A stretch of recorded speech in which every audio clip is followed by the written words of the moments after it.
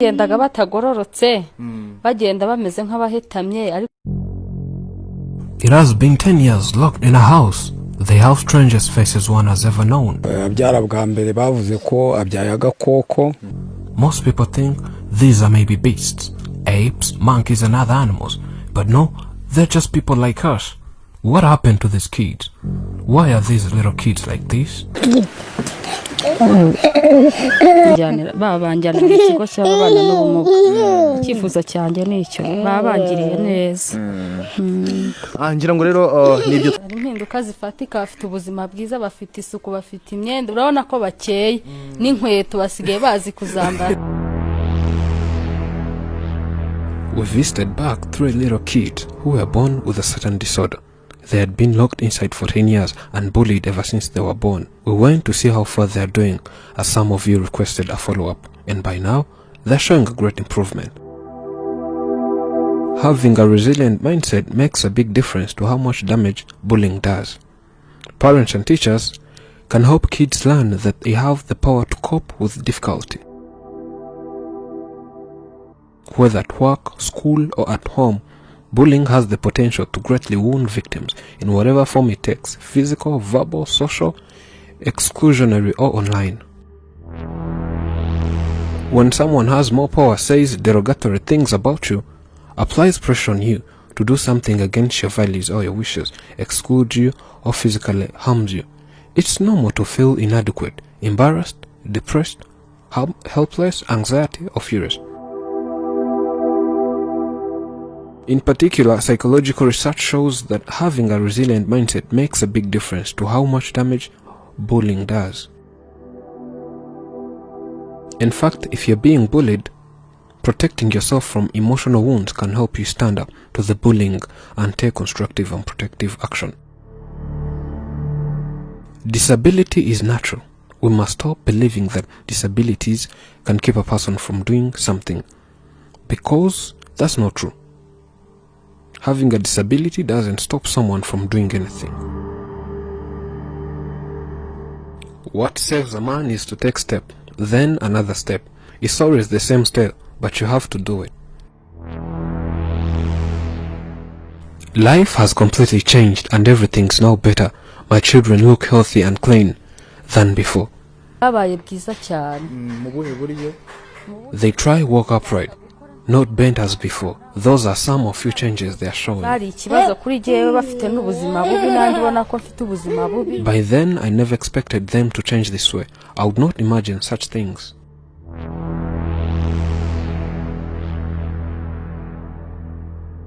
I thank God for people who supported me so that I could come to this community center, and also thank the community center itself to have taken care of these children so that they are cute at the moment.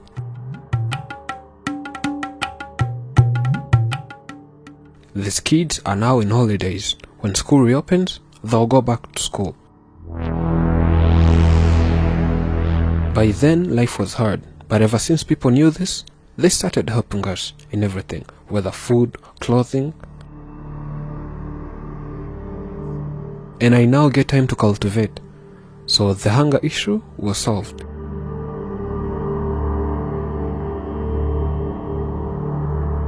Since coming to this community center, they were taught different things. They can now hold a cup of porridge and drink. They can eat by themselves. So they're beating bullies.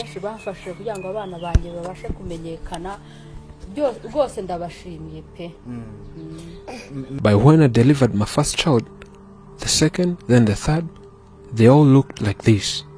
I wondered why. Why always me? I even thought maybe I was bewitched by some sorcerers.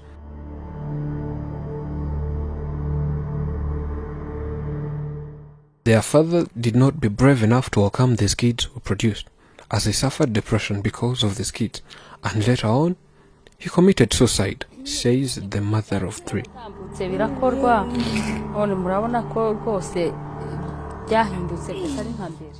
It was one of the worst life experiences I've ever had, because my own husband would always harass me and beat me because he said I deliver such kids. whenever I could go somewhere and leave him with his kids, he would also leave. And by when I come back, he would also return. Me in every aspect. More especially, I thank the administration of this community center that has been following up my children. See how they took care of my kids. It's unbelievable. We spoke to one of the leaders of this community center and he was like, well,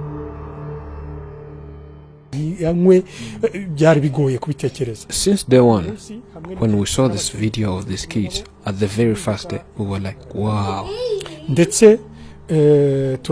Our mission is to deal with the disabled and take care of them.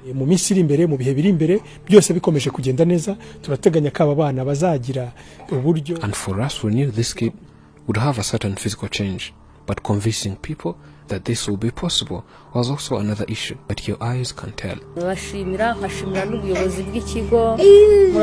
expect so much more as you see these changes, but we aim higher in the coming days. That they will be fine and sit in class and be attentive as other children. And we do a lot of things for them. And one of the things we do for them is physiotherapy given to these kids. We have qualified physiotherapists who take care of these children and give them day-to-day exercises. hakoreshejwe ibikoresho byabugenewe n'abaganga babyigiye kubagorora ingingo. Vuga ngo niba bari bahetamye hari ikibazo cyari muri colonne vertebrale cyangwa se no mu ngingo muri rusange. Hari umwitozo rero wo kubagorora. Whenever they awake in the morning, they are washed, then given breakfast. From there, we start some little exercises that help stretch their muscles. Akagaruka physiotherapy. Icya kabiri ni imyitozo ihoraho. Imyitozo abana rero tubafite bafata breakfast mu gitondo until noon when it's time for lunch.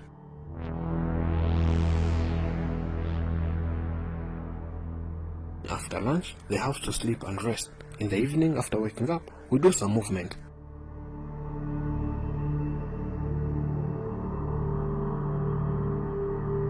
We started from 10 meters a day, 20 meters and so on.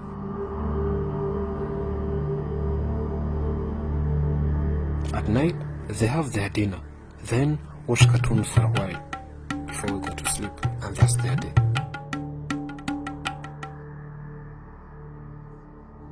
And we have to work on their health, so we keep giving them treatment whenever it's required.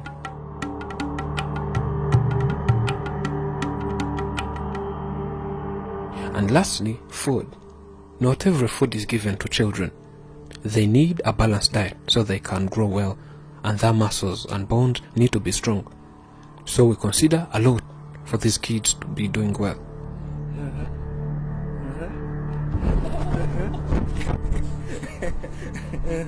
It takes so much things and so much energy for us to be able to do this. But what we want is just to make sure we're making an impact in the society.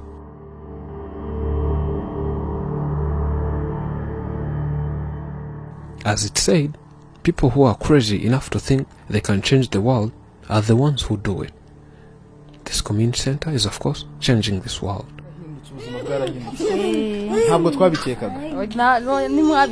When you focus on someone's disability, you will overlook their abilities, beauty and uniqueness.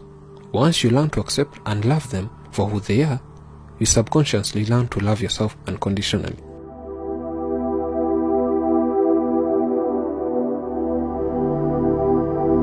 We have always held to the hope, the belief, the conviction that there is a better life, a better world beyond the horizon.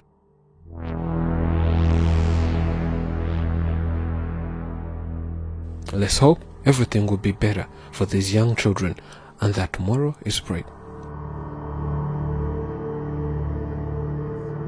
Thank you for watching. This is Afrimax English. I'm Elijah. Remember to subscribe. ninjire ndebe injira urebe nta kibazo gihari